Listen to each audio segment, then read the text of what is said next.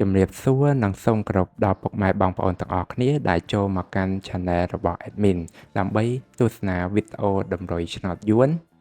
សម្រាប់ថ្ងៃទី26ខែ4ឆ្នាំ2025សម្រាប់វេលាម៉ោង4កន្លះនិងម៉ោង6កន្លះដូច្នេះកុំបង្អង់យូរសូមពុកម៉ែបងប្អូនកលេចមកមើលតម្រុយ2លេខតម្រុយ2លេខ Admin គឺមានលេខ03 08 25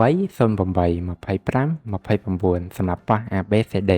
បន្ទាប់មកគឺខ្ទង់អូខ្ទង់អូ Admin គឺអូនៅខ្ទង់រាយនិងខ្ទង់20សម្រាប់ប៉ះ ABCD ដូចគ្នាបន្ទាប់មកគឺលេខពិសេសAdmin គឺមានលេខ195គុណ203គុណនិង626គុណ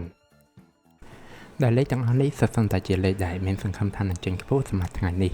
អរគុណពុកម៉ែបងប្អូនទាំងអស់គ្នាដែលបានទស្សនាវីដេអូនេះពីដើមរហូតដល់ចប់ក៏ជូនពរពុកម៉ែបងប្អូនទាំងអស់គ្នាធ្វើការសងសំណាននៅថ្ងៃថ្មីទទួលបាននូវការហេងឆ្នះចំទាំងអស់គ្នាជាចុងក្រោយ Admin សូមពុកម៉ែបងប្អូនជួយ Like Subscribe និង Share ដើម្បីជាកម្លាំងចិត្តដល់ Admin ផងនិងដើម្បីពុកម៉ែបងប្អូនទាំងអស់គ្នាទទួលបាននូវវីដេអូថ្មីបានឆាប់រហ័សផងដែរដូច្នេះ Admin សូមជម្រាបលានិងជួបគ្នានៅវីដេអូក្រោយ